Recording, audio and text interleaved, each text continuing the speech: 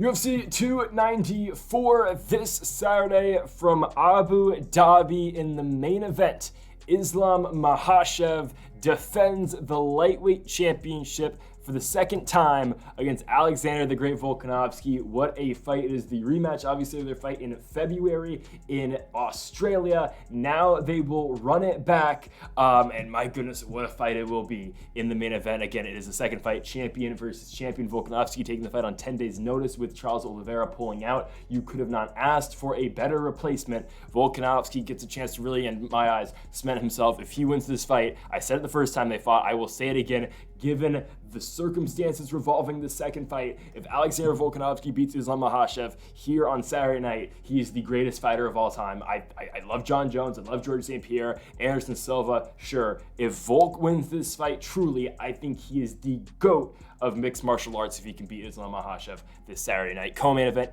Kamaru Usman returns, but now at 185 pounds, taking on the undefeated Hamza Chimaev. What a fight that will be. Also on the card, Magomedov Ankalaev taking on Johnny Walker. My goodness, what a fight card we have from Abu Dhabi. And folks, if you haven't yet, though, make sure that subscribe button down below for more UFC here on the channel. We do one of these every single week, along with the PFL and Bellator as well. Let's get into this 13-fight card with our first fight being, it's an interesting one that this is so early on in the card. We will have Bruno Silva taking on, again, this guy undefeated. We've got Shara Magomedov. Magomedov 11-0. I mean, just look at the guy. That dude is frightening. He'll be taking on Bruno Silva in the first fight of this card. For Magomedov, undefeated 11-0. Don't understand why this is the first fight. I guess it's trying to get butts into seats for the very first fight. But Magomedov, I mean, my goodness. This guy 11-0. His last fight, a win in 8 seconds over in TFC. Now, again, Magomedov hasn't fought the best guys outside of the UFC. He has not, but he's one of those guys, nicknamed the Bullet, fighting out of Moscow, Russia. You can tell this guy's legit. He's had a lot of modified rules fights, which don't go on your MMA record. But I mean, the guy goes out there. He's a great striker. He's got 10 wins by knockout. He's gone out there. He's gotten submission wins. Or he has not gotten submission wins, excuse me. Primarily just a striker. I believe a Tiger Muay Thai guy. I believe he has trained some at Tiger Muay Thai. But Magomedov is legit. He's taking on Bruno Silva, who is 23-9. Bruno Silva, if you remember, at one point in time, had a lot of success around him, or a lot of success, but a lot of hype around him. He's 4-3 now in the UFC after coming off his last fight, where he just did lose to Brendan Allen. Obviously, Allen's going to be a guy who's going to be in a main event spot in November against Paul Craig, but for Bruno Silva, this is a guy at one point in time, came into that Alex Pereira fight, undefeated in the UFC, 3-0 going into the Pereira fight in the Apex. He lost to Pereira by unanimous decision, went the distance with him, but then got dropped and then submitted and finished against Gerald Mearshart, then beat Brad Tavares after that, knocked him out in the first round, and then after that, lost to Brendan Allen, where he got choked out in the first round after Brendan Allen knocked him down. Now, again, if Bruno Silva is getting beat on the feet against guys like Gerald Mearshart and like Brendan Allen, Shara Magomedov is going to be the exact same thing. You know, Magomedov is going to do the same exact thing. He's going to go in there and he is going to absolutely dominate on the feet.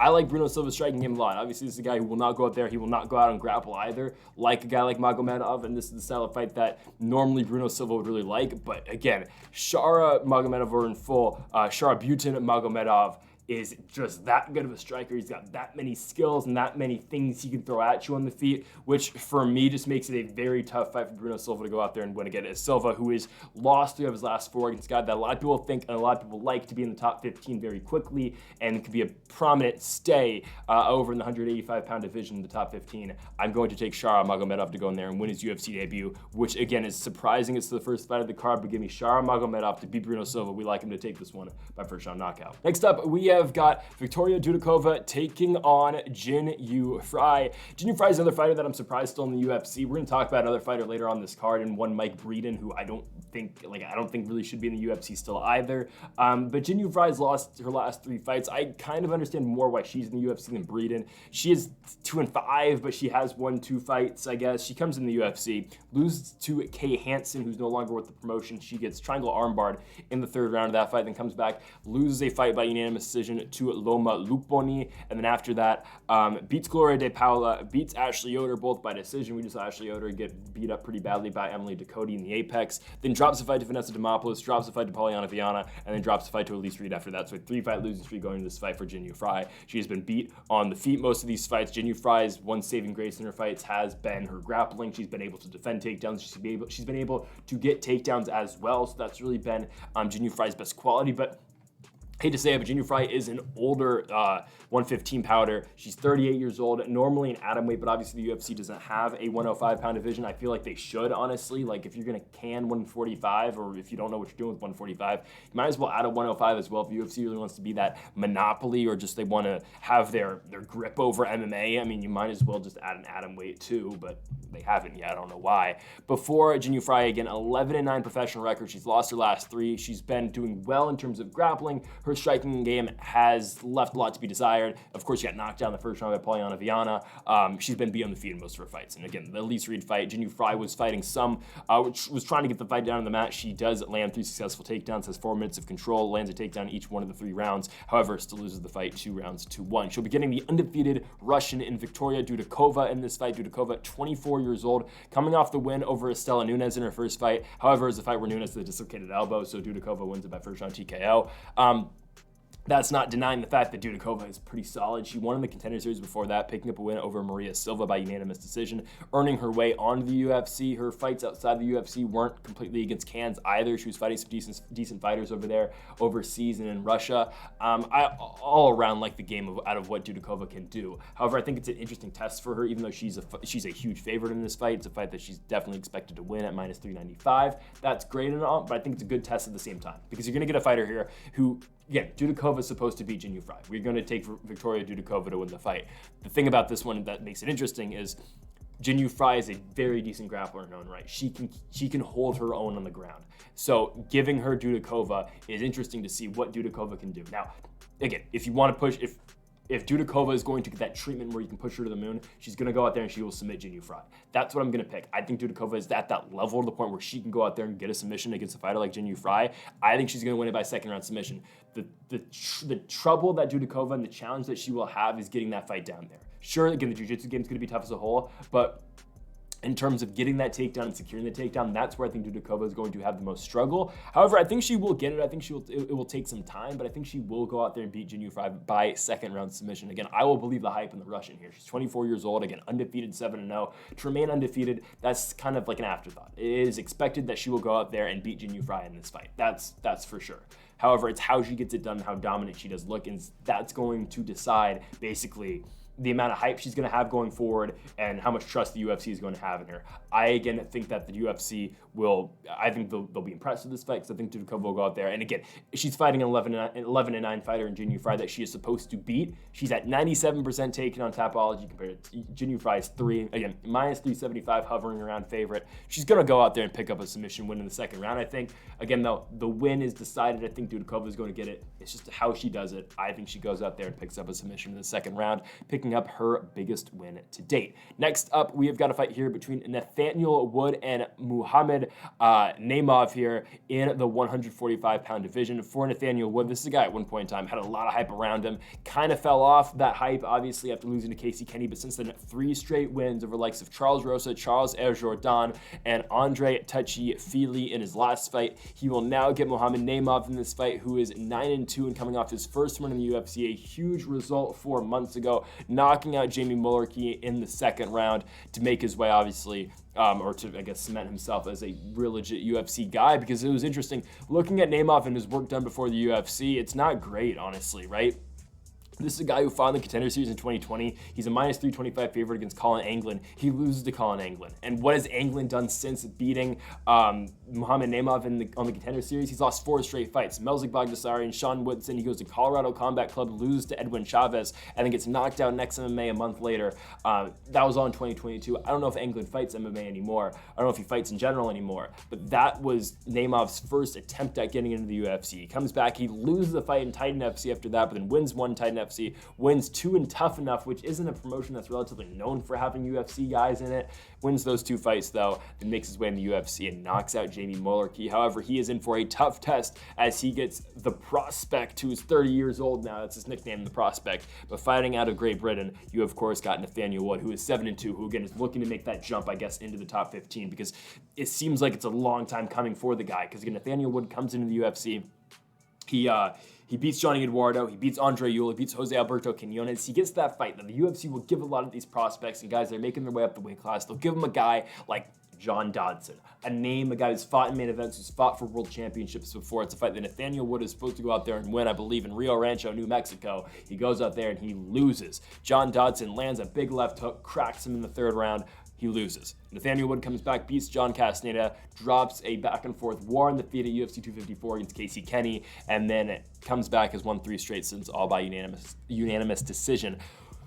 Wood's striking has been good. He's shown the grappling off in the win streak a lot. Again, I think he should beat Muhammad Naimov in this fight. Naimov was, I would say, getting beat by Jamie Mullarkey before he got the knockout. I mean, look at what was done in that first round, at least.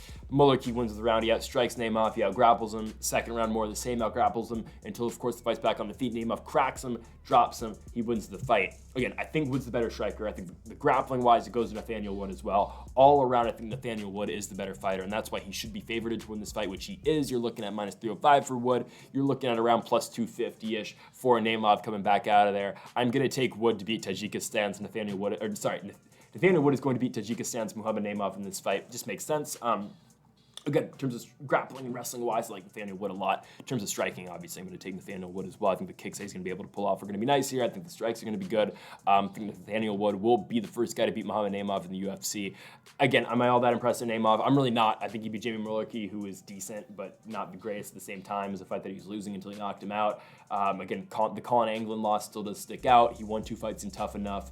Not the WWE's version of The Ultimate Fighter, or not the WWE reality TV show, an MMA promotion. I'm not all that impressed. I think Nathaniel Wood wins. If Naimov gets the win, I will be impressed. However, I don't think I'm going to be impressed. I think Nathaniel Wood's going to impress me, and I think he's going to win the fight by decision. Next up, we've got a fight I mentioned earlier. Why is Mike Breeden in the UFC? I don't know why. He'll be taking on Anshul Jubli in this fight. For Anshul Jubli, 7-0. He won the road to the UFC after beating Jeka Sarig, I believe his name is, over on that Lewis and Spivak card earlier this year in 2023 is in February. He won the fight by 2nd round TKO, winning the road to the UFC. He now gets a guy in Mike Breeden, who they are basically just telling Anshul Jubli, here's your 2nd win in the UFC, because the Jekko win counts as a win in the UFC as well. What are we doing here? I don't know why Mike Breeden's still at the promotion. You've seen what he's done so far in the UFC. Well, his first shot, Contender Series 2020, loses to Anthony Romero. That's fine. Anthony Romero is a guy who's fought and main evented for the PFL since then. He wins 2 fights in FAC, comes in, he misses weight against Alexander Hernandez, but he gets dropped and lost, and he loses in the first round to Hernandez. Then it drops a fight by unanimous decision to Natan Levy, comes back against Terrence McKinney, and McKinney knocks him out in the first round. And obviously, you know, if you haven't seen with McKinney's last fight being Brendan Marat, last card, McKinney excels when he fights guys who aren't really UFC caliber. That's just what he does, and he will show you that these guys aren't UFC caliber as well. He'll beat them in the first round. And quick shout out to myself, I guess. We went 8-3 on the card last week. The only losses being Jennifer Maia, Adrian Yanez, and then Cameron Simon. But I mean, C-Rod missed weight, so I'm okay with that. But again, a pretty good card for us. We've got Edson Barbosa right, like the Pereira pick, and yeah, we did pretty well. Darren Elkins won too, which was a really good pick on our part too. I don't want to hype myself up there, but again, 8-3 on the last card. I think we're doing pretty well this year. We have actually done really well so far in UFC picks this year. But Breeden, again, McKinney went there and knocked him out in the first round. They now give him Anshul Jubli, who is the king of lions. I believe the only current Indian fighter in the UFC. Jubli's good. He's 7-0. Again, there's a reason he won that. He won the road to the UFC. He was fighting in Matrix Fight League, Matrix Fight Night before coming on to the UFC. That was a card. That was a promotion ran over in UAE. Now, of course, he will be fighting in Abu Dhabi for this card. I think Jubli's the better fighter. I think he is. He's a really good striker, is Jubli, and I don't really think Mike Breeden's going to be able to handle that. Breeden hasn't been very good. You look what he's been able to do. Again, he's lost 3 fights. Where is he seen success. I think the only fight for him that he's been good in is the Natan Levy fight. It was a pretty decent back and forth fight in the feet. It's on the Fontvera card in April of 2022. Breeden holds his own. Natan Levy, they're close in terms of striking, but Natan Levy pulls away with that fight with the work that he's able to do on the ground. I mean, Natan Levy goes 9 for 16 on his takedowns in that fight. Basically, Breeden wins the third round. Levy wins the first two. How does Levy steal that second round? He gets the takedowns. He gets 7 takedowns in that second round, only 2 minutes of control. But that's the swing round for me. And Levy doesn't do much damage on the ground, but still with the control time and all, Levy wins that second round. One judge had Levy winning all 3, which I don't know what Adeline Bird was watching, but still, Levy beats Mike Breeden. What does Breeden do here that can beat Anshel Jubli? He's going to have to get a back and forth war on the feet, and he's going to have to hope that Anshel Jubli is not the guy that we think he is. Now, I don't think Jubli is going to be a future world champion. I don't think that's where his peak is in the sport. I think he's a good fighter who's a prospect who's got a lot ahead of him. Again, I don't think he's a world champion. But I don't think at the same time he's going to lose to Mike Breeden. I think, again, this will be a striking fight. I think Jubli is going to land on Breeden, and Anshel Jubli will be able to win the fight. I think Anshel Jubli gets it by first round knockout. Again, he's a minus 400 favorite in this fight for a reason. It seems like a pretty easy pick. Again, the pick seems easy, like the Dudakova Jinyu Frey fight, and I'm comparing these 2 fights over and over again. But again, like that fight, it seems like the winner is decided. It's a matter of how does the winner get the job done. I think Jubli gets it by first round knockout. I think he remains undefeated and, of course, undefeated in the UFC at the same time. On to our next fight. We have got Abu Azaitar taking on Cedric Dumas in this fight. For Dumas, coming off that last fight where he beats Cody Brundage by unanimous decision over that UFC on ABC card. I believe that was the one in Charlotte. Before that, his first fight in the UFC over in Jacksonville. He loses to, was it in Jacksonville? He loses to Josh Fremd. No, that was in Vegas. He loses to Josh Fremd. The Brundage fight was in Jacksonville, not in Charlotte. However, again, his first fight in the UFC, gets a guy in Josh Fremd who goes out there, wrestles him, Fremd submits him. The Cody Brundage-Cedric Dumas fight, it wasn't great. SD Dumas wins the fight. He gets it by unanimous decision. Brundage tries to wrestle.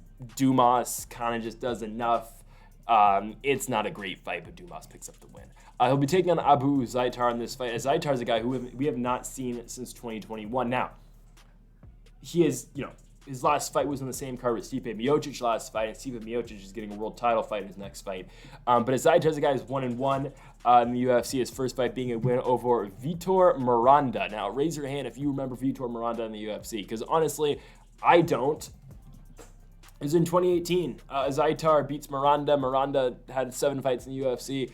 I forgot he existed, I'll be honest with you. But Azaitar goes out there, he wins the fight, then he comes back and he beats Marc-Andre Barriault, loses to Marc-Andre Barriault after that. It wasn't a bad back and forth fight. I believe it was Barriault's first win in the UFC, I think it was. I believe that was a fight where, Barriault was kind of backs against the wall, had to win that fight, and he did.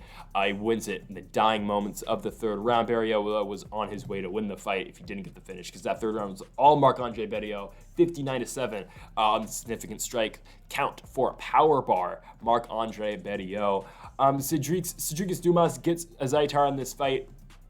You're going to see a striking fight. That's what Dumas, for the most part, wants to do. I mean, obviously in the Brundage fight, Brundage tried to go out there and try to wrestle him a lot. In the Josh Fremd fight, again, Fremd went out there and wrestled him too. I think that's going to be something that a lot of guys are going to try to do to Dumas as he goes into his UFC career. But Azaitar, at the same time, is not really that guy who's going to wrestle you either. That's just not what he does. He's primarily a striker. He's got 7 wins by knockout in his career. Again, Azaitar's looking to go out there. He's looking to strike with you. But the thing is, he's 37 years old. Dumas is what? Dumas is 28. And again, Dumas just kind of goes with the flow of things. He's the way better striker. His takedown defense, I think, is getting better. Obviously, I don't think this one's going to hit the mat. So I think you can see a striking fight. And in a striking fight, I really like Cedric Dumas in this fight. I think Dumas, again, is the way better striker. I don't know entirely power-wise, considering, again, Azaitar will throw some power too, but I think you'll see a really good back and forth fight in this one. But I think Dumas will finally get that big knockout win. I think he finally will get it because, again, two fights in the UFC, 1 decision win for Dumas, the other one is a submission loss. I think he finally gets that knockout. Again, this guy was doing pretty well when he was fighting over there on Icon FC. The first Icon FC card, he gets a big head kick knockout win, then he beats Aaron Highball after that. He wins in the contender series by guillotine choke. I think Dumas finally gets that big knockout win. I think he's going to go out there, and I think he will beat Abu Azaitar. I think it will be pretty back and forth until Cedric Dumas goes out there and gets the knockout. So give me Cedric Dumas to beat Abu Azaitar. I think he gets it done by second round knockout. Okay, our next fight here, Javid Basharat taking on Victor Henry. For Basharat, the Snow Leopard, undefeated 14-0 in the UFC, 3-0, 3 decision victories over the likes of Trevin Jones, Tony Gravely, and Mateus. I keep butchering that dude's last name. Mendoza, I always butcher his last name. I'm not even going to try. Like, I've watched the guy fight. I still can't. Like, there's some names I just can't get. But Javid Basharat, 3-0 in the UFC, all 3 by decision. And he's a tough style to fight because it's just, his striking's good, but he'll mix it up with the wrestling too. Like, Basharat's a tough guy to beat. He'll be taking on Victor Henry in this fight, and there's no lack of volume out of Victor Henry. So if that's the style of fight Javid Basharat wants to fight, it's not going to be that great for him because Victor Henry, this guy's going to go out there and he's going to throw everything and the kitchen sink at you. Like, his 2 wins in the UFC, his first win, 181 significant strikes in a 15-minute fight. His second win in the UFC over Tony Gravely, 154 significant strikes in a 15-minute fight. The one loss, Rafael Assunção. Assunção was able to weather the storm, and this is the same exact thing that Javid Basharat's going to try to do in this fight. I think that Javid Basharat is going to be successful in doing so. You look at the fight, Victor Henry's a huge favorite over Rafael Assunção. What does Assunção do again? Weathers the storm, hits Henry with some really big power shots, makes it tough on Henry to really outpace him and outpressure him. And, again, Assunção mixed it up with the wrestling as he was able to get takedowns in both the second and the third rounds. And Assunção was able to win the fight 30-27 that way. And that's what Javid Basharat's going to be able to do in this fight. And again, I think the wrestling's always going to play a factor into it because Javid Basharat has got great submission skills and great wrestling as well. That's how he got in the UFC with the guillotine choke finish in the third round back in 2021 in the Contender Series. And he's been able to do to guys so far in the UFC has been impressive as well. Again, it hasn't been entirely all wrestling. He's been able to do it, but the striking game has been good as well. And again, I know in a fight with Victor Henry, you don't want to go out there and just strike because Victor Henry, again, he'll make you pay, not in terms of power, but he'll get in your face and he'll pressure you and it'll be an accumulation of damage that's going to hurt you if you try to fight that style of fight with Victor Henry. However, Javid Basharat's not going to do that. The Afghani fighter is not going to go out there and he's not going to say, all right, let's get into a back and forth trading war. No. I think Basharat is going to go out there and wrestle a lot. I think Basharat will do more wrestling than he has done so far in his UFC career because I think he can be successful in doing so as well. Again, you look at what a guy like Assunção was able to do to Victor Henry. Henry's wrestling is not horrible by any stretch of the imagination. It's just that, again, I think Basharat's that much better. Tony Gravely went 3 for 17 in his takedowns, but still was able to land 3 takedowns, and that's what gave Gravely rounds in that fight. That's what I don't completely agree with the split decision call because I don't really know what 2 rounds you give to Gravely. I understand giving him the first maybe, but giving him the second, obviously you can't give him the second. Give him the third, I don't know. But that's how Gravely was able to win a round at least against Victor Henry because he mixed up his striking with his wrestling. I think Basharat's going to do that, but just at the highest degree. I think that's definitely going to be the style of game that Basharat's going to try. It's going to be a mixture of wrestling. It'll be a mixture of striking as well. But again, if you compare what Javid Basharat's going to be able to do compared to what Tony Gravely's going to be able to do, I don't think it's that comparable. Again, I think it will be a style of matchup similar to what Assunção was able to do. And if Rafael Assunção is able to do that to Victor Henry, I think that Javid Basharat, who is undefeated 14-0, who's a minus 450 favorite, will be able to do the same exact thing. Again, what he can't do is stand there and strike in a volume fight with Henry. That's not how he's going to win.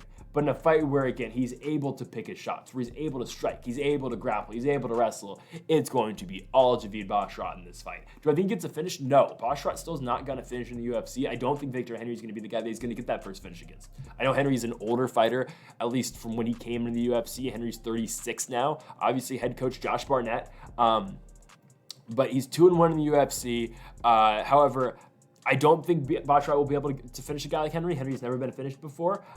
He's got 6 losses. They're all by decision. I don't think Basharat coming off of 3 straight fights against Trevin Jones and these guys, I don't think this will be his first finish in the UFC. However, I think it will be a pretty dominant performance. I think he wins 30-27. Again, I think it'll be a mixture of wrestling and weathering the storm with Henry on the feet that's really going to pay out well for Javid Basharat. So Basharat's able to win this fight. I like him to take this fight by decision. I think it's one of the easier picks to pick because it's really just a style thing where if Basharat doesn't, fight this fight stupid, he should be able to win. So I'm going to take Basharat to win it by unanimous decision. Next up, we've got Muhammad Yahya taking on Trevor Peek.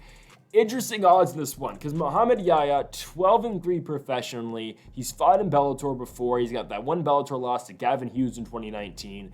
He's an underdog against Trevor Peek. Now, Trevor Peek is an interesting fighter because he throws everything at you, and he's a fun guy to watch. Is he the most technically sound? No, he's not. Losing his last fight to Jefe Mariscal in his last one, or Shepe Mariscal, excuse me, he loses it by unanimous decision. He loses every single round. Peek's throwing, he's throwing with power. However, if you're a technical fighter, you can beat Trevor Peek.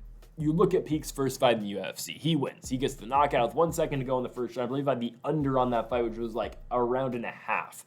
Trevor Peek goes out there and he knocks out Eric Gonzalez again with a second left in the first round. He scores 2 knockdowns in that first round. Eric Gonzalez is able to get 4 takedowns in that 1 round against him, but Peek builds back up, and on the feet in that fight, it was not close, 51-7 in favor of Trevor Peek. That's what Peek will be able to do to you on the feet. The guy's a good striker. He's got a lot of power, and again, he's solid up there. You get a guy here in Muhammad Yahya who is, a UAE Warriors champion, is the UAE Warriors lightweight champion. He's defended it 2 times now. Again, the one loss that sticks out is the fight where he had in Bellator. Main event Bellator Birmingham would be Brent Primus versus Tim Wilde. He goes out there and he loses the fight 2-1. Gavin Hughes gets submitted to the second round. Since then, again, it's been wins except for the one loss to Dan Collins at UAE Warriors 14. Since then, again, 5 straight wins. But Yahya is going to throw a mixture of striking and grappling at you. Again, 7 wins by knockout, 2 by submission, but the submission wins have come recently, of course. The win by arm triangle choke to defend the championship 2 fights ago in the 5th round, and he got a TKO win before that, his last one being a decision win. However, Muhammad Yahya hasn't fought the best guys in UAE Warriors. He just hasn't. They don't have the best challengers for championships, and once you get past the first and second title challenger with UAE Warriors, you're not going to be fighting the best guys, considering they don't just have the talent for that, unfortunately. And he's taken on a guy, and say what you want about Trevor Peek's style and what he's able to do. He's still a UFC guy who's got heavy hands. That's just how Trevor Peek fights. Heavy hands. I know he lost to Mariscal, but for Yahya here, he's probably going to want to wrestle. I think, again, primarily a kickboxer, sure, but the advantage is there for Yahya to go out there and wrestle him. Again, I know he's a primary kickboxer, but that's the big advantage because that's the one glaring weakness, I think, in the game of Trevor Peek, right? Obviously. And the fact that he does overthrow and then he does throw all his might and, he tries to knock you out with every single punch. Sure, he can be beat by a technical striker. I'm not saying that Muhammad Yahya isn't that, because he can definitely be that too. But I think a mixture of wrestling and being that technical striker is the way you beat Trevor Peek. Now the question is, again, is Yahya that guy to do so? Again, Mariscal is able to do it on somewhat short notice against Trevor Peek. If Peek's going to win, it will likely be by knockout. You look at the odds, you've got plus 100 for Yahya. I think now about a minus 105. Peek, I think I had a minus 120. I'm looking at around minus 115 now. Topology, you get 54% for Yahya, you get 46% for Trevor Peek. I'm going to go with Yahya to win. I think he wins it by decision. Again, if Peek wins, it will be by knockout. If the fighter fighting out of Alabama wins this fight, it will be by knockout. However, I'm going to take the hometown guy here in Yahya because I think the wrestling's going to be big.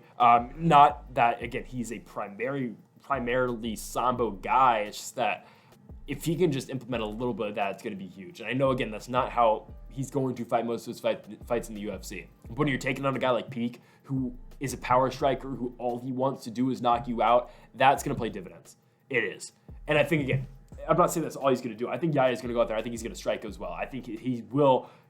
I think he's going to be by far the better kickboxer in this fight. I think he's going to strike at range. And I don't think he's going to let Peek close distance and hurl big shots at him. So I think, again, Yahya is going to win. I think it will be a mixture of both what he's able to do grappling-wise and what he's able to do on the feet. So give me Muhammad Yahya to win. He's a slight underdog right now. I'm going to take him to win this fight. I think he gets it done. This one's going to go the distance, but I like him to win by unanimous decision. Let's go now to our prelim headliner. We have got Tim Elliott taking on Muhammad Mokaev. I don't really like how this is on the prelims instead of the Saeed Nurmagomedov fight, but here we are. Tim Elliott taking on Muhammad Mokaev. It is by far the toughest task of Muhammad Mokaev's young career. It will be his 10th professional fight. He is in the rankings now, but he gets a former title challenger and a gritty veteran in Tim Elliott, who is 19-12-1 in his professional career. That's, sure, he's 8-10 in the UFC, but 2 straight wins over the likes of Tigir Ulanbekov and Victor Altamirano. The only loss out the last 5 is to Mateus Nicolau, and honestly, when you look at all of Elliott's losses, let's look at all of his losses dating all the way back, with the exception of the Ben Nguyen fight, but in the second stint in the UFC for Tim Elliott, let's look at the losses. Demetrius Johnson, Davison Figueiredo, Askar Askarov, Brandon Royval, and Mateus Nicolau. Johnson and Figueiredo are world champions, okay? Royval's a fight away. He's fighting for the belt. Aliskerov, I don't know where he is, but he's still probably a fight away from the belt. Same with Matheus Nicolau. Those are the types of guys that Tim Elliott loses to. Now, sure, the guys he beats, okay, you got Luis Smoka, Mark De La Rosa, Ryan Benoit, Jordan Espinoza, Tiger Ulanbekov, Victor Altamirano, okay? And I believe it was the Espinoza fight, right? I think. I don't want to say this about the wrong person. I believe it was the Espinoza fight where Elliott just got him on the ground, he's striking, and he's going to win the fight. I think it was the Espinoza fight, right? I don't want to call out the wrong guy. I think it was this fight. Hold on. Yeah, I'm pretty sure it was this fight.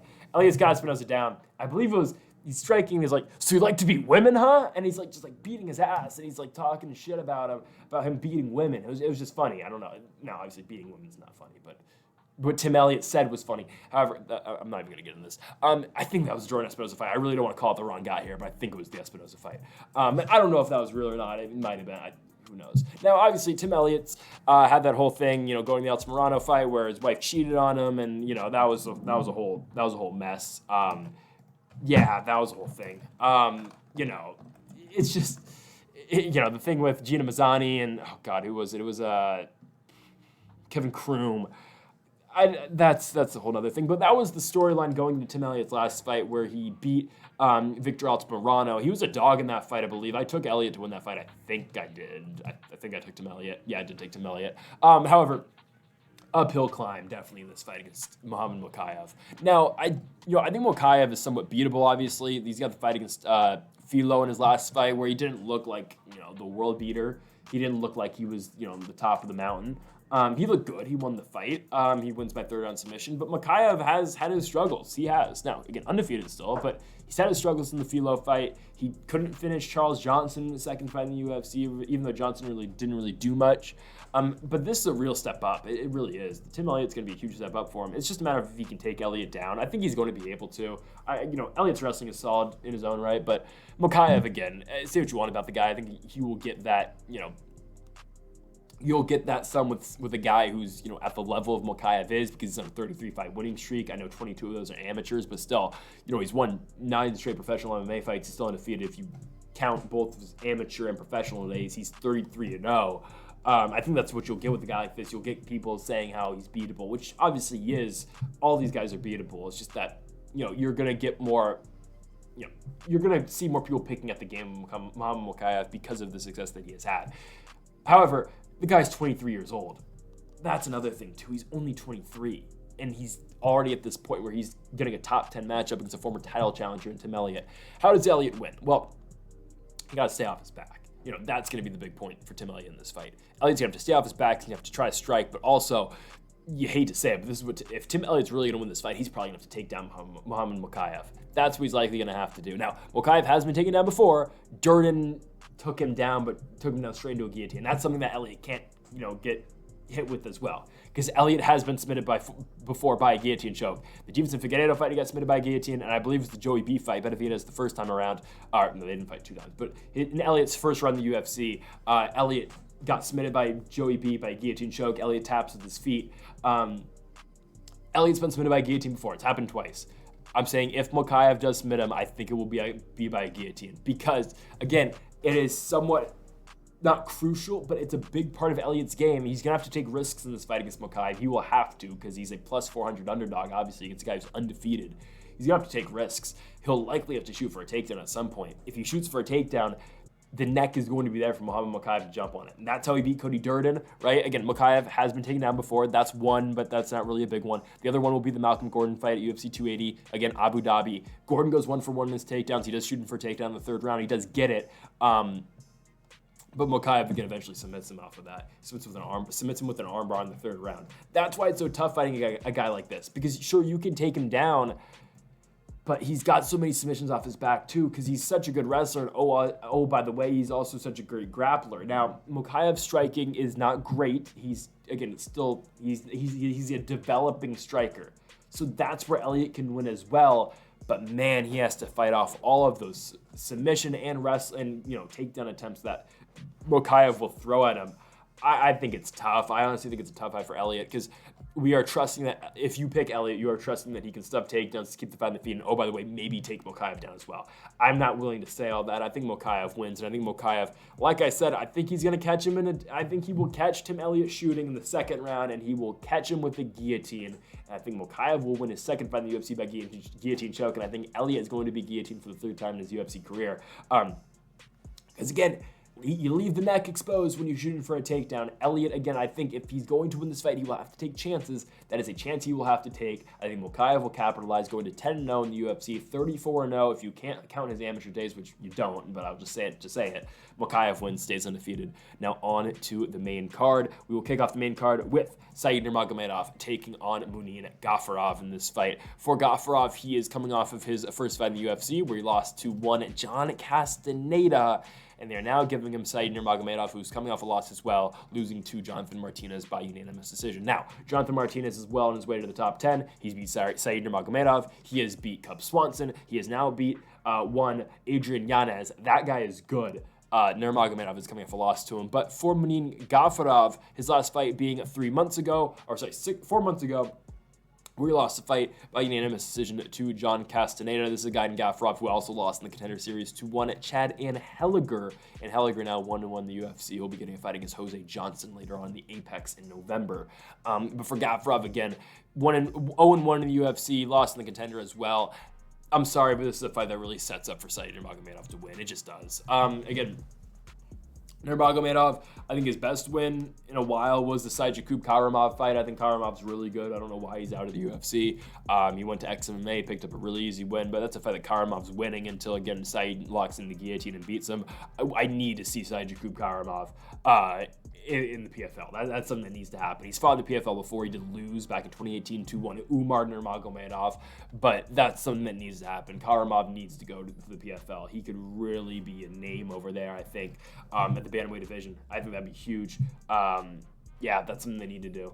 Well, actually, wait, PFL doesn't have bantamweight, but still, he go to 145. He can fight guys like OAM. That's something that I think it needs to happen. I think he needs to go over there and fight 145, because especially weight class that, guys like Oliver Alban Mercier, he's beaten most of them. He's gone through. Wait, no, OAM's 155.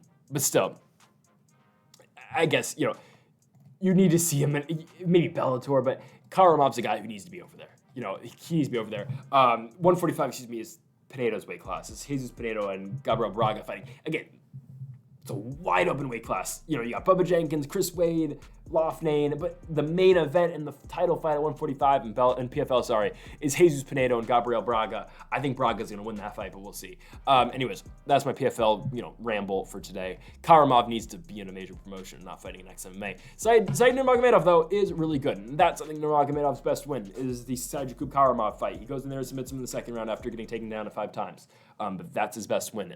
Said's got a really good grappling base. He's a pretty solid striker. He's not your typical Nurmagomedov. I say this every time he fights. He's got a pretty solid striking game. He can go out there and strike with you. But also his grappling is solid as well. Obviously, you saw the Cody Stamann fight. He gets the guillotine choke in the first round. The Mark Striegel fight. He knocks Striegel out in the first round. Against Striegel's not very good, but still got wins over Douglas Silva de Andrade, win over Jakub Karamov. He's a huge favorite in this fight for a reason, because what does Munin Gafurov give you in this fight? He gives you a striking chance. Obviously, Gafurov has a good striking game. However, he loses to John Castaneda. He gets really beat down in that fight at points, but still, wins the second. You can make the case maybe wins the third, but the third round is won by John Castaneda's wrestling. The first round is just, actually, I wouldn't say Gafurov got beat down in that fight. Castaneda wins the first round by getting a knockdown, and it's honestly a closer fight than I remembered. Castaneda still wins. Castaneda is able to mix up the wrestling with the striking game. He wins the fight. How does Said Nurmagomedov win fights? He mixes his striking with his grappling. It's a fight really made for Nurmagomedov to win, and I don't think it's all that close.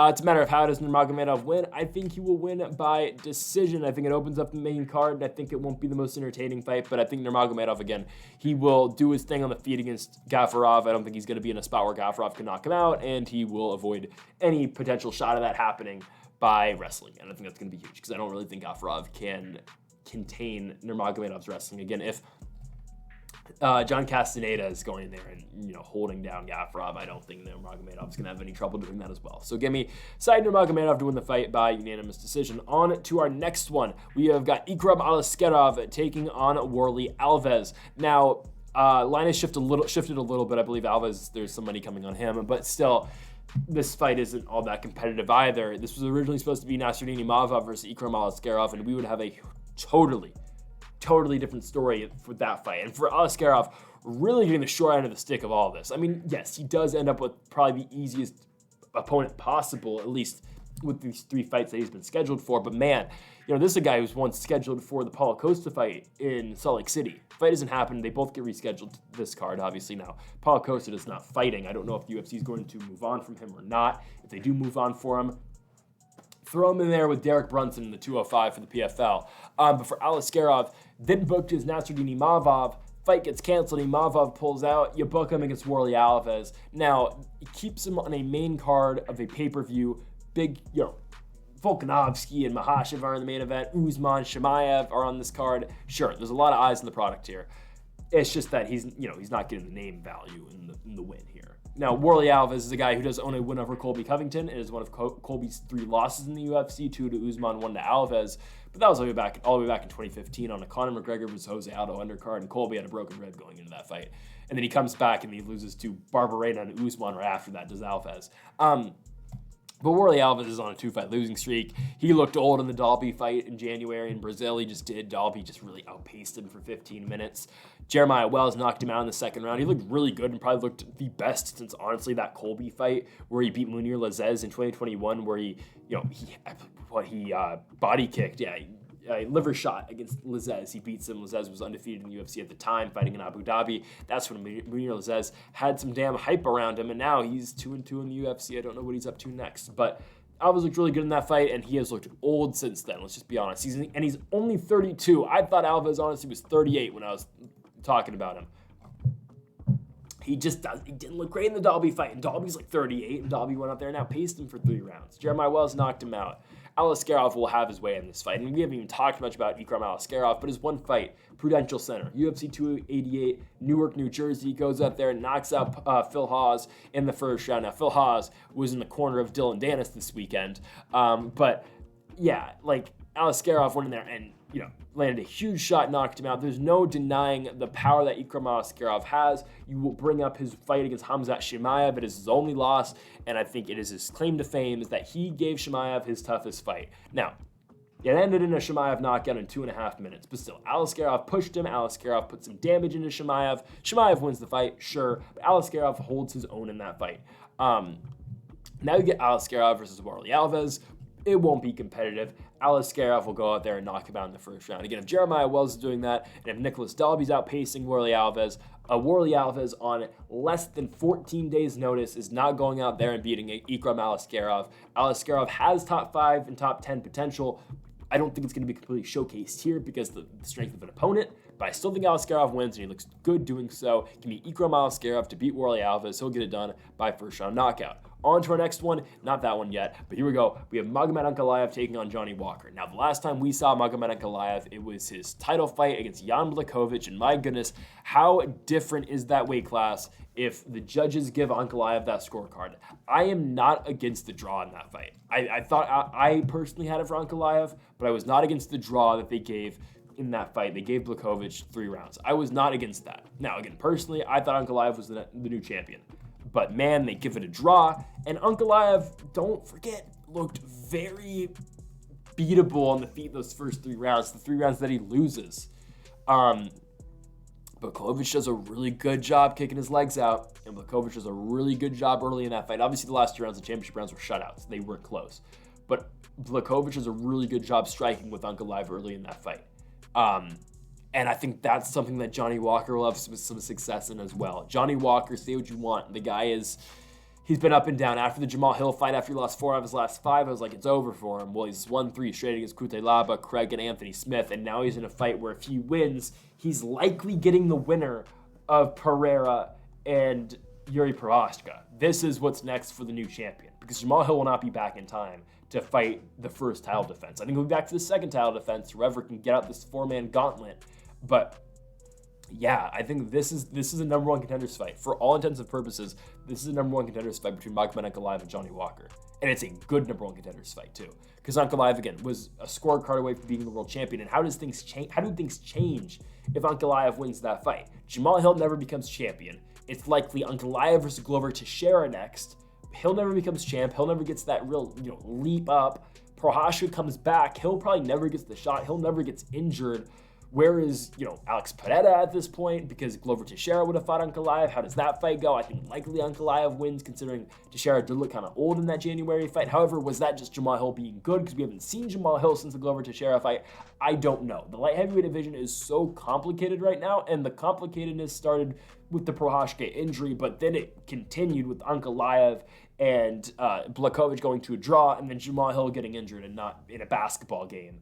And now we have Prochazka and Pereira for the interim championship in November at Madison Square Garden. That's great, but it's just, again, the division's still very chaotic, and this is a fight that we will determine a number one contender for the winner of that fight in November. Like, the winner of this fight should be front row for the Prochazka and Pereira fight. But again, Magomed Ankalaev looked like he was, I thought he was well on his way to become the champion in that Blachowicz fight. Obviously, it doesn't happen. He looked good before the Blachowicz fight, like in his other fights, but man, the strength of schedule still is not great. Like, Thiago Santos has been very mid since, that fight, the fight that he had with Ankalaev. Santos leaves the UFC, goes to the PFL, loses to Rob Wilkinson. They both popped for drugs, so I guess they just counted the fight without a no contest. Ankalaev beats Anthony Smith, but Anthony Smith, coming off a win over Ryan Spann, but still Smith has been very, honestly, Anthony Smith's always been just mid. He's always been a top 10 guy, but it's just, you're not really getting hyped over a win over Anthony Smith. I mean, you are, but usually that doesn't result in world championships. Well, I guess it almost did for Ankalaev, but don't forget, Jan was really beating Ankalaev on the feet. Now, am I saying that Johnny Walker's Jan Blachowicz? No, but I think Johnny Walker seriously has a chance. It will all come down to Johnny Walker's ability to stuff a takedown in this fight. 60% takedown defense rate so far for Johnny Walker in the UFC. Now, the way Johnny Walker has lost fights has honestly not been takedowns. The one fight he has lost via wrestling was the Nikita Krylov fight. That's the one fight that Johnny Walker has lost in the UFC because he's been out wrestled. That's the only one. The other one has been him getting beat on the feet. However, I don't think Ankalaev is really that guy stand-up wise. I think, again, I think Johnny Walker is a better striker than him still. I think Blachowicz obviously is a better striker than him still. Pereira is obviously a better striker, and Prochazka is a better striker too. I think it's the wrestling out of Ankalaev that's going to win him fights. I think Ankalaev looked very mediocre after that Blachowicz fight, at least stand-up wise. And that, I think, hurt him because I think I don't say it's a weakness, but I think Ankalaev, there's still a lot left to be desired striking-wise. I mean, I think that case could have been made when he got knocked down by Thiago Santos, and Santos remained pretty much competitive with him on the feet for some parts. Again, I think Ankalaev did pretty well in that fight. I thought he won 4 out of 5. You can make the case that maybe Santos wins 2 of those rounds, but really the only round I thought Santos won was the second round of that fight, maybe the first round too, right? But I don't think Ankalaev's striking game's all that great. I think he's kind of boring on the feet. I don't really think he does a lot on the feet. I think that's a place where Johnny Walker can really win.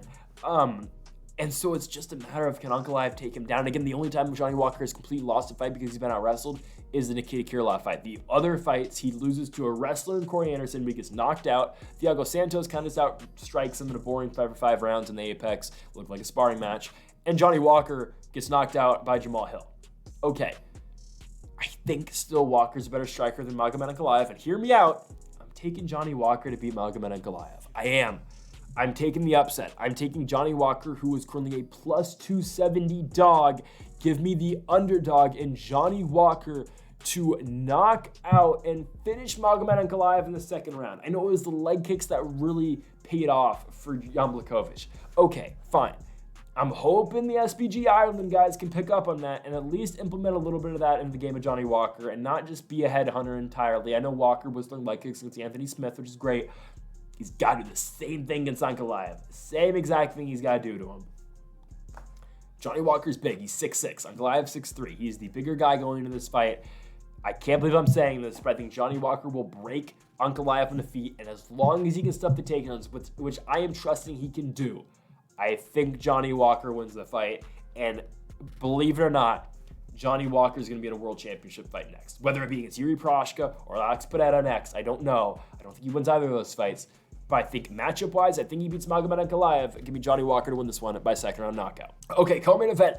What a fight. In the middleweight division, Kamaru Usman taking on Khamzat Chimaev. Now, originally supposed to be Chimaev and Costa. But man, Usman goes up a weight, and he now gets Khamzat on short notice. Wow. Again, Usman, after losing back-to-back fights to Leon Edwards, the first one being the head kick that Usman was on its way to win, and then the majority decision loss in England at UFC 286 in March, Usman comes in on 14 days' notice to fight Khamzat Chimaev. Currently, the odds, you got Khamzat around minus 260, Usman plus 210. You might see that line, swell a little bit for Khamzat. I think it will swell a little bit for Khamzat as the week goes on. It's a tough fight. It's a tough fight for both these guys. Now, I think it's tougher for Usman because it's short notice and Usman's fighting a guy who is a bigger fighter in Khamzat. Khamzat feels like, again, he missed weight in the Diaz fight. He's fought 85 before. It always has felt like Khamzat should be fighting 185 pounds. That is his weight class. For Kamaru, he's a welterweight. He's always talked about going up and not wanting to go up because of Adesanya, because they're friends. Well, Adesanya seems like he's not going to fight for a year. So if anything, here's the opportunity for Usman to go in there and, if he wins the fight, he will be fighting for the world championship against Sean Strickland in a rematch, by the way, that Usman beat Strickland in their original fight at 170 pounds.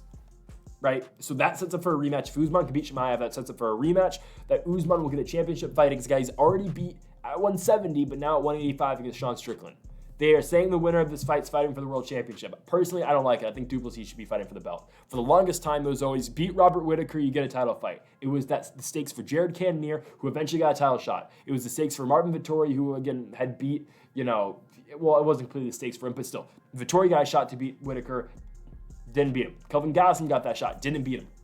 So many guys were given the shot that if they could beat Robert Whittaker, they get the world championship fight.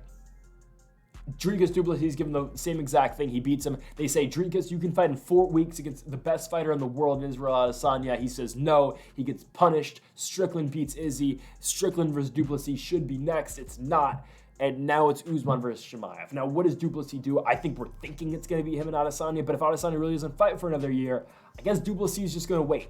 I think he'll just wait, or maybe Duplessis will fight Vettori, but no, it doesn't make sense because Cannonier just beat him. Cannonier's fighting Roman Dolidze. Maybe the winner of Cannonier and Dolidze will get Duplessis next if Duplessis is going to take a fight before fighting for the championship. But personally, what I think he should do, it's worked for guys before, just wait. It worked for Colby, right? It worked for Colby. Who else did it work for? It worked for someone else too. But, I know the UFC doesn't promote that, but it kind of works. It worked for Sean O'Malley when he waited for the winner of Cejudo and Aljo, right? Like, just wait for the title shot.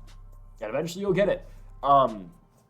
Worked for Leon Edwards too, right? So I think that's what Duplessis should do, right? If the winner of Usman Chimaev is really going to get Sean Strickland, Duplessis should just wait. Now, Khamzat coming up a weight class, his last fight 170 pounds. Well, actually it was at 180, 185-ish. He missed weight. He gets Kevin Holland on a day's notice. He beats Kevin Holland. Sure, it's supposed to happen. The fight that you will really remember is Khamzat Chimaev versus Gilbert Burns. He beats Gilbert Burns by unanimous decision. It's a great fight. Burns really holds his own in that fight. He knocks down Khamzat at one point. It's a great back and forth war. It's one of the best fights you're ever going to see. And Gilbert Burns really gave Khamzat Chimaev a run for his money. Now he's getting Kamaru Usman. However, he's getting Kamaru Usman with, he can't walk upstairs. The guy's got horrible knee damage, and he's getting up there in age, who's just taken a knockout loss, who didn't look bad in the second Edwards fight. Definitely didn't look like the dominant Usman that we had once seen. But matchup-wise, how does Usman win? And this is how I'm going to break this fight down. Okay. Wrestling-wise, do I think Usman can take down Khamzat? Sure, but I think it'll be very tough for him. Because Khamzat, I think, will be the stronger fighter, and Khamzat's the stronger fighter, and I think Khamzat is bigger than Usman. Okay, striking-wise, I like Khamzat's striking game better. I actually do. I know, again, Khamzat's a primary wrestler, and Usman, we always came to the conclusion that Usman fell in love with his hands, but I feel like he kind of did. I think, it was the fight that he beat Masvidal. He knocked Masvidal out. He really felt, it was the Gilbert Burns fight. He really looked, he looked good in that fight. Beat Burns basically with the jab. Then he knocks out Jorge. He beats Colby, but I still think Colby won the second fight. I think it should have been a draw, honestly, but I really like Colby. I'm fine with Colby winning the fight. I believe I have a Colby Covington t-shirt on right now. Yeah, I do.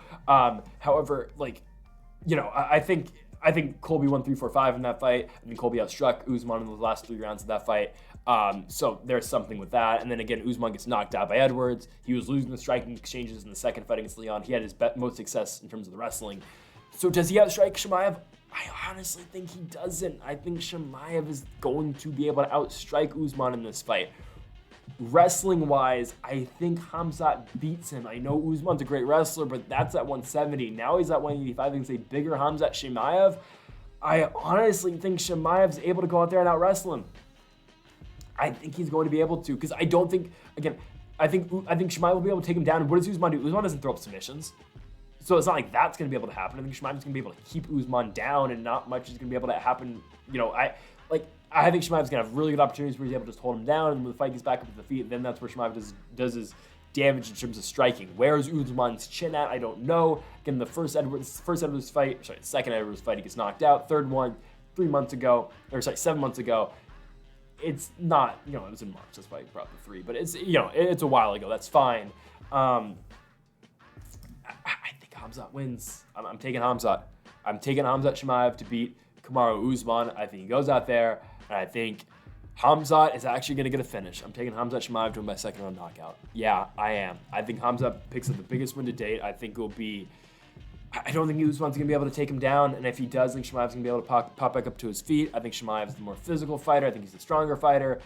What does Usman do when he's down to the ground? I don't know. I think he'll be able to avoid submissions, but I still think Khamzat's going to be better. I'm going to take Khamzat Chimaev to both out-wrestle Usman and also outstrike Usman at the same time, and eventually the power is going to be too much. Taking Khamzat Chimaev at 185 pounds. I think the fight's a little bit different at 170. I think it is. But at 185 and Usman on short notice, I'm going to take Chimaev to win Khamzat by second round knockout. Main event time. For the lightweight championship is the rematch. It's the fight that I know people want the Oliveira fight, but really this is the fight I've always wanted. Islam Makhachev, Alexander Volkanovski. My goodness, what a fight. Like, this is as good as you are going to get. Volkanovski, the number 1 pound-for-pound fighter. It might be John Jones right now, I don't know. But, you know, Volk 1, Jones 2, whatever. You know, Makhachev, he's 3, right? Volkanovski, Makhachev, they are rematching. Now, the first fight, I personally think Alexander Volkanovski won. I thought he did. I thought he won the fight. I thought he did enough. Volk obviously wins the 5th. That's his best round. The first round's close. Yes, you give it to Islam. Second round, I gave to Volk. Third round, I gave to Volk. Fourth round, Islam. Fifth round, Volk. So I think that's how that fight goes, right? Now you get the rematch. Okay. I know it's such short notice for Alexander Volkanovski, but I'll just get the pick out of the way right now, and then I'll explain it. So I'm not going to make you wait on the pick. I think Alexander Volkanovski is going to win this fight. I think he's going to knock out Islam Makhachev. I'm going to take Alexander Volkanovski to finish Makhachev in the 3rd round by knockout. Now, I hate to bring this up, but I think it's the same exact way I picked Oliveira to beat Makhachev. And I'm not a Makhachev hater, because honestly, I was going to pick Makhachev to beat Oliveira in the rematch. I was planning on taking Makhachev by submission again. Or I was planning to take decision. But I wasn't afraid to pick Makhachev in that fight. I picked Makhachev to beat Volk the first time around. I did. I thought Makhachev was going to win. I thought I took him by submission. My terminology, what I thought in that fight, I was cheering for Volk, obviously, but I thought Makhachev's too big. But what was big in that last fight between Makhachev and Volkanovski is that Makhachev's not that big. He's not that much bigger than Volkanovski. Well, he is bigger than Volkanovski, but strength-wise, no. Volkanovski can hold his own. Volk is able to hold his own at 155 pounds. I know he's shorter for the weight class, sure, but again, the UFC will bring it up a million times. The guy used to weigh, 205 pounds playing rugby in Australia, right? So I think Volkanovski is able to hold his own. Now, in terms of wrestling, this is what's huge. Makhachev will not be able to submit Alexander Volkanovski. That was very clear in their last fight. Makhachev, sure, he was able to keep control, and that's something that's going to be tough for Volk in this fight. That's fair. But he's not going to be able to submit Volkanovski. So Volkanovski's going to be able, this is what's going to be huge in this fight, and this is what Volk's got to be able to do, because he knows there's going to be a point where Volk is going to get taken down by Makhachev. Volk is going to have to be able to build back up and get back up to his feet. That's the biggest part of this fight. Because he's going to get taken down. He's going to be able to stuff some takedowns, but there's going to be a point where he's going to get taken down. Makhachev will win rounds by taking down Volk and holding him down on the canvas. Can Volk get back up? I think he's going to be able to. And again, where Volk found his most success in the 5th round, Makhachev was tired. Volk knocked him down in the 5th round. We'll see if Volk can do the same exact thing, but earlier on in this fight. I think he's going to be able to. I know the 14 days notice, sure, but Volk's always training. He's said this before, and Volk said this after he beat Yahya Rodriguez. If you go back, you watch the post-fight scrum of their fight, or after their fight in July, what Volkanovski says, he says, I've been eyeing that Abu Dhabi day. I know Charles is going to get the fight, but I'll be ready. I'll be eyeing that card. I'll probably be there. It happened. 10 days before Oliveira was supposed to fight Makhachev, boom, Oliveira pulls out. Volkanovski's in. Volk has been preparing for this day. I think he has. I think he's always thought that he'd be here for this fight. I know the backup was scheduled to be Mateusz Gamrot. I think Gamrot's still technically the backup, but obviously you don't want Makhachev and Gamrot to main event this card. Gamrot's coming off a injury TKO win over Rafael Fiziev. He's lost to some guys before. He lost to Dariush before. Obviously, I think the UFC turned to Gaethje first because Gaethje's the BMF coming off the win over Poirier.